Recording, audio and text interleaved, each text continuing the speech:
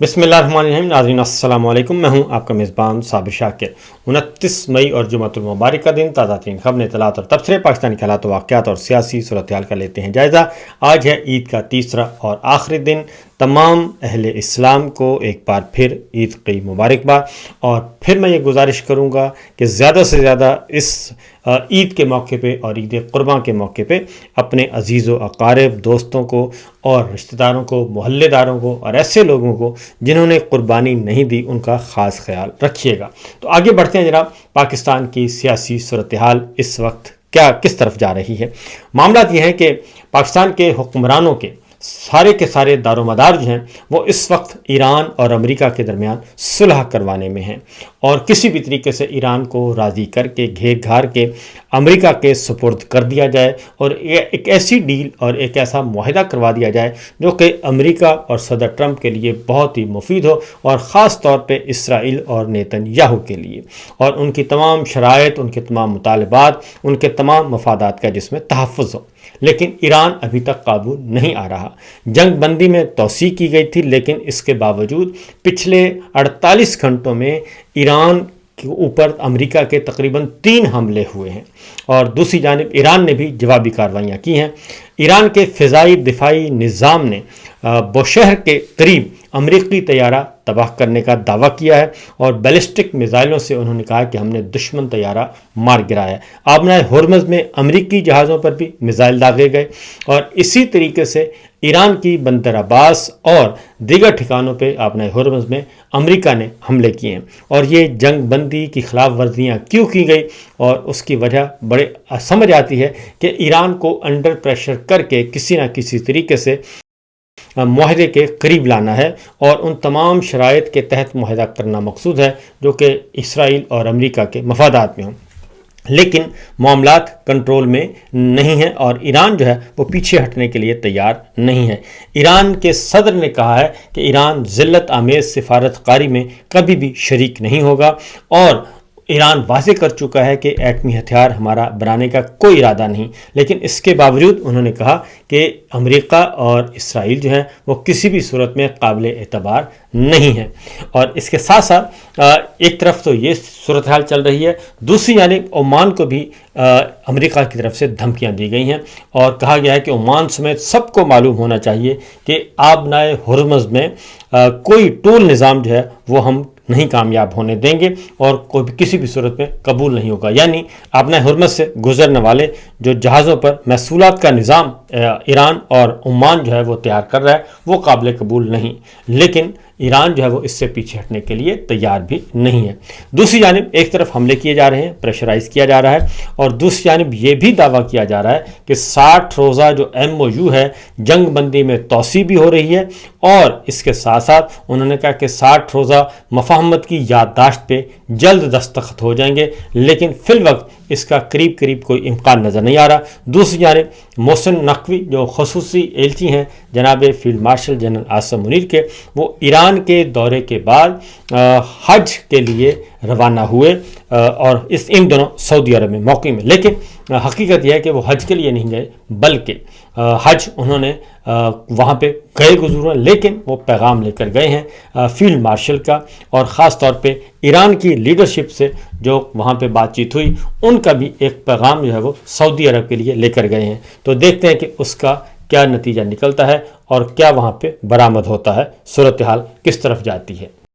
اب آتے ہیں جناب داخلی صورتحال کی طرف. چونکہ ایران کے ساتھ اگر امریکہ کا معاہدہ نہیں ہوتا تو اس کا سارا نزلہ جو ہے وہ پاکستان پر گرنا ہے، اور پاکستان کی فوجی قیادت پر گرے گا. کیونکہ کل بھی صدر ٹرمپ نے یہ کہا ہے کہ فیلڈ مارشل بہت اچھا کام کر رہے ہیں، اور شہباز شریف صاحب بھی بہت اچھا کام کر رہے ہیں، اور ہمیں توقع ہے کہ ایران سے معاہدہ ہو جائے گا. لیکن یہ یقین رکھیے کہ ایران نے پیچھے نہیں ہٹنا. ایران چائنا سے زیادہ قریب ہے، چائنا اور رشیا کے مشاورت سے اس میں معاہدہ کرنا ہے، نہ کہ ہمارے حکمرانوں کی طرف سے، کیونکہ وہ ہمارے حکمرانوں کو سمجھتا ہے کہ یہ ہمارے طرفدار نہیں ہیں، بلکہ یہ ایران کی طرف سے پیغام رسانی کا کام کر رہے ہیں۔ اور پھر یہ کہ چائنا تو گارنٹر بن سکتا ہے، پاکستان کے پاس ایسی کوئی اتھارٹی نہیں ہے کہ وہ امریکہ کی طرف سے کوئی گارنٹی دے سکے۔ بہرحال دیکھتے ہیں اس کے اثرات پاکستان کی سیاست پر کیا ہوتے ہیں، لیکن ایک منفی اثر ضرور ہو گیا ہے، اور وہ یہ کہ پاکستان نے ایران کے ساتھ تجارت کے لیے نئی گزرگاہوں کی اجازت دی تھی اور ایک آرڈیننس کے ذریعے سہولیات کا اعلان کیا تھا، لیکن اس کا اثر یہ ہوا کہ بلوچستان میں بدامنی اور دہشت گردی کے کئی واقعات یکے بعد دیگرے ہو گئے، اور خاص طور پہ جو کوئٹہ ریلوے ٹرین کو نشانہ بنایا گیا تھا، اس میں وہ 2 بوگیاں جس میں ہمارے فورسز کے جوان اور افسر موجود تھے ان کو نشانہ بنایا گیا تھا۔ اور پھر یہ کہ اس کے بعد پھر ایک اور دہشت گردی کا واقعہ ہوا، یکے بعد دیگرے دہشت گردی کے واقعات بلوچستان میں ہو رہے ہیں، لیکن میڈیا کو یہ کہا گیا تھا کہ آپ نے اس کو رپورٹ نہیں کرنا، سختی سے پابندی عائد کر دی گئی تھی، سینسرشپ تھی کہ آپ نے بلوچستان کے معاملات کو رپورٹ نہیں کرنا، لہٰذا میڈیا نے بھی رپورٹ نہیں کیا۔ لیکن اس کا نتیجہ یہ نکلا کہ اس کے بعد ہو یہ رہا ہے کہ بلوچستان میں ٹرک ڈرائیورز نے سیکورٹی خدشات کے باعث ہڑتال کر دی ہے، اور اس ہڑتال کے نتیجے میں اور ان کا یہ کہنا ہے کہ قومی شاہراہیں غیر محفوظ ہیں، اور کالعدم BLA کے جو لوگ ہیں وہ نشانہ بنا رہے ہیں ٹرینز کو بھی اور ٹرکوں کو بھی، جس کی وجہ سے ہوا یہ ہے کہ جو آبنائے ہرمز کی امریکی بحری ناکہ بندی کے بعد پاکستان نے ایران سے سامان کی ترسیل کے حوالے سے جو نئے راستے کھولے تھے، وہ راستے بلوچستان کے شاہراہوں کے ذریعے کھلنے تھے، وہ سارے کے ساری متاثر ہو چکی ہے، اور وہ بھی فائدہ نہیں ہو رہا پاکستان کو اور نہ ہی ایران کو۔ اس کا مطلب بڑا واضح ہے کہ بلوچستان جو ہے وہ اس وقت ہٹ لسٹ پہ ہے، اور کسی بھی صورت میں پاکستان کو کہیں سے بھی کوئی معاشی فائدہ اور ایران کو کوئی معاشی فائدہ یا تجارتی روابط بڑھانے کی اجازت نہیں دے رہی وہ فورسز جو کہ یہ سارا کھیل کھیل رہی ہیں۔ اگلی بات جو ہے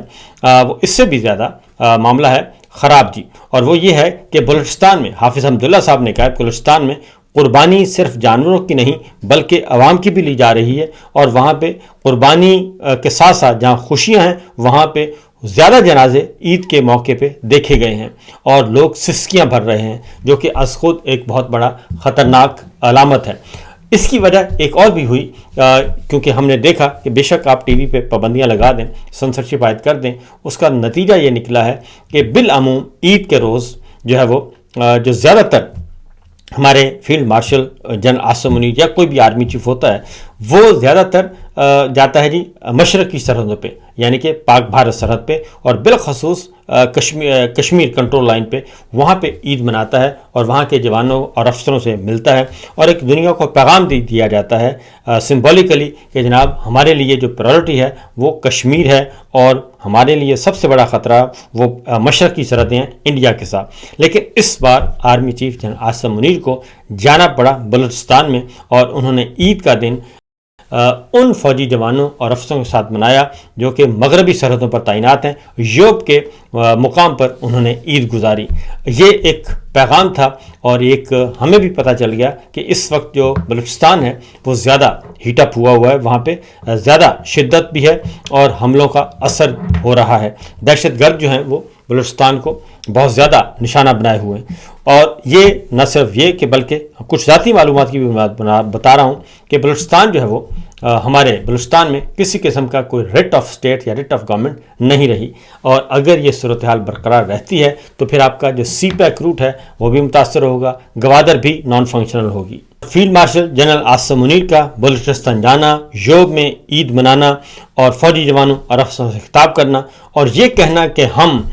دہشت گردی کے تمام سہولت کاروں کے خلاف پوری قوت کے ساتھ لڑیں گے، میرا خیال ہے کہ آج سے کچھ سال پہلے انہوں نے یہ بات کہی تھی کہ 1500 لوگ ہیں بلوچستان میں دہشت گرد ہیں جو یہ سمجھتے ہیں کہ وہ ریاست کو یرغمال بنا لیں گے، لیکن ابھی تک پورے چوتھا سال چل رہا ہے فیلڈ مارشل کو، اور ان 3.5 سالوں میں وہ 1500 لوگ جو ہیں وہ ابھی تک 1500 دہشت گرد ابھی تک وہ قابو میں نہیں آئے، تو یہ خود ایک بہت بڑی ایک ناکامی ہے۔ آگے بڑھتے ہیں۔ اس ساری صورتحال میں پاکستان کی داخلی سیاسی صورتحال کس طرف جا رہی ہے، اس میں پھر پاکستان کے عوام کو مسلسل تکلیف میں مبتلا رکھے ہوا ہے، اور کہیں سے بھی پاکستانی عوام کے لیے کوئی خوشخبری نہیں ہے۔ سچویشن یہ ہے اس وقت کہ اب تو پاکستان جو حامی ہیں مسلم لیگ نواز کے، اور خاص طور پہ شریف فیملی کے جو حامی دانشور ہیں اور جو حامی اینکرز ہیں، جرنلسٹ ہیں، لکھاری ہیں، وہ بھی اب سیکھ پا ہیں کہ ہم کس طریقے سے مریم صاحبہ کے اقدامات کو سراہیں۔ اور اب معاملہ یہ ہے کہ وہ کہتے ہیں کہ مریم نواز کی جو کارکردگی ہے وہ اشتہاروں میں تو بہت زیادہ ہے اور ایڈورٹیزمنٹ میں بہت زیادہ ہے، لیکن کیا ان ایڈورٹیزمنٹ میں جو ان کی مشہوری ہو رہی ہے، کیا اس کا جو ہے وہ سارے کا سارا اس کی عوامی حمایت بھی اس کو حاصل ہوئی ہے یا نہیں؟ تو اس کا جواب ہے بالکل نفی میں، کیونکہ پاکستان کے پنجاب کے کم از کم عوام جو ہیں ان کو کسی قسم کا ریلیف نہیں مل رہا، اور صرف میڈیا کو آپ برائب کرنے سے، میڈیا کو اشتہاروں کے ذریعے خریدنے سے، میڈیا مالکان کو، اور اچھی رپورٹنگ کروانے سے تو مسئلہ حل نہیں ہوتا۔ اور ہم دیکھ بھی رہے ہیں کہ جو اطلاعات آ رہی ہیں وہ بھی اسی نوعیت کی ہیں کہ پنجاب جو ہے، پنجاب کیا پورے کا پورا ملک جو ہے وہ عمران خان کی محبت میں مبتلا ہے، اور عمران خان کو بہت اچھا ان کا دور سمجھا جا رہا ہے، کیونکہ کچھ اعداد و شمار میں آپ کے سامنے رکھوں گا۔ لیکن اب تو شہباز شریف صاحب کی کابینہ کے جو ارکان ہیں وہ بھی کہتے ہیں کہ ہم عید نماز پڑھنے گئے۔ حذیفہ رحمان ہیں شہباز کابینہ کے رکن ہیں، اور انہوں نے کہا کہ مہنگائی کے اس طوفان کی وجہ سے لوگوں کے اندر کافی مایوسی ہے۔ عید کی نماز کے دوران دیکھا کہ اپر مڈل کلاس کے لوگ لوور مڈل کلاس میں آ چکے ہیں، اور لوور مڈل کلاس تو بالکل دب چکی ہے۔ یہ واقعتاً حقیقت ہے جو کہ شاید حکمرانوں کو ہمارے سمجھ نہیں آ رہی۔ اور پھر یہ کہ نئے جو بجٹ آ رہا ہے اس میں نئے ٹیکس لگانے کی بات کی جا رہی ہے۔ اب مریم صاحبہ ہوں، شہباز شریف صاحب ہوں، ان کو کاسمیٹکس میئر سے آپ کچھ بھی کر لیں اور نمود و نمائش کے ذریعے کچھ بھی کر لیں، لیکن حقیقت یہ ہے کہ پاکستان کے عوام کوسوں دور جا چکے ہیں، اور شاید اسی لیے اب باتیں کھل کر آ رہی ہیں کہ ہمارے معز جعفری صاحب ہیں، وہ کہتے ہیں کہ اس ریاست کے پاس ایک آلہ ہے اور وہ ہے خوف کا، اور 1,80,00,000 نوجوان جو پہلی بار ووٹ دیں گے، انہیں ووٹ دینے کا موقع مل گیا تو آپ کے خیال میں یہ کس کو ووٹ دیں گے؟ تو پھر انہوں نے کہا کہ میں عمران خان نہیں کہتا، میں پوچھتا ہوں کہ اس سٹیٹس کو ان کی اکثریت ووٹ دینے کو تیار ہوگی؟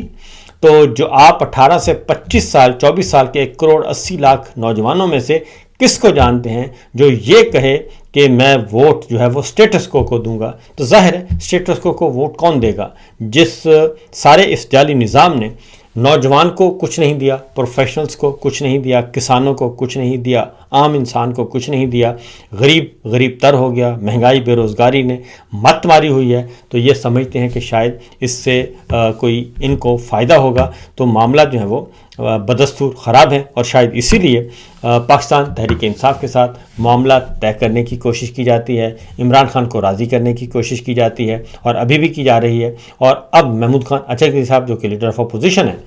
ان سے ملاقات کرنا چاہ رہے تھے شہباز شریف صاحب، اور انہیں پیغام بھیجا گیا، لیکن محمود خان اچکزئی نے کہا کہ میں وزیر اعظم ہاؤس میں ان سے ملاقات نہیں کروں گا، اور اگر ملاقات کرنی ہے تو آپ اپوزیشن کے چیمبر میں آئیں یا کسی ایسی کامن جگہ پہ مل سکتے ہیں جو کہ نیوٹرل کہلائے، میں آپ کے پاس نہیں آ سکتا، اور شہباز شریف صاحب کو آنا ہوگا، ہمارے چیمبر میں آ جائیں لیڈر آف اپوزیشن کے، یا لابی میں مل جائیں، یا کمیٹی روم میں ملاقات ہو سکتی ہے پارلیمنٹ ہاؤس میں۔ تو ابھی تک جگہ کا تعین نہیں ہو گیا، اور محمود خان اچکزئی صاحب جو ہیں وہ مہمان بننے کے لیے بھی تیار نہیں ہیں جناب شہباز شریف صاحب کے۔ اس کے ساتھ ساتھ ایک اور خبر ہے، کیسر منگالی صاحب نے اس کو کنفرم بھی کیا ہے، پچھلے 5 سالوں میں 90 غیر ملکی کمپنیاں پاکستان سے جا چکی ہیں، اور فورن ڈائریکٹ انویسٹمنٹ لانے کی جو کوششیں کی جا رہی تھیں وہ تو کہاں نہیں ہیں، جو پہلے سے موجود تجارتی سرگرمیاں ہیں وہ بھی محدود ہو گئی ہیں۔ تو یہ ہے وہ اعداد و شمار، یہ ہے وہ صورتحال جس کی وجہ سے ہمارے حکمران جو ہیں وہ کافی پریشان ہیں، اور ان کو سمجھ نہیں آ رہی کہ وہ کیا کریں۔ ایک طرف عمران خان ہے، اور ایک طرف نوجوانوں کا خوف ہے، ڈر ہے، اور دوسری جانب یہ جعلی نظام ہے۔ تو دیکھتے ہیں کہ یہ کس کا انتخاب کرتے ہیں، حقیقت سے آنکھیں چرانے کا، یا پھر گراؤنڈ ریئلٹی کو سمجھیں اور پاکستان میں حقیقی نمائندوں کے حوالے کریں پاکستان کا اقتدار۔ فی الوقت اتنا ہی، اجازت دیجیے، اللہ حافظ۔